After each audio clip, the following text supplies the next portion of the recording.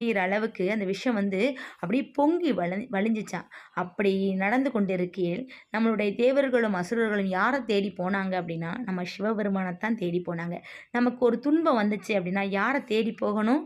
சிவபெருமானத்தான் தேடி போகணும். அப்படித்தான் அவர்களும் போனார்கள். போயி சிவபெருமான்ட்ட இந்த நிகழ்வ சொன்னாங்க.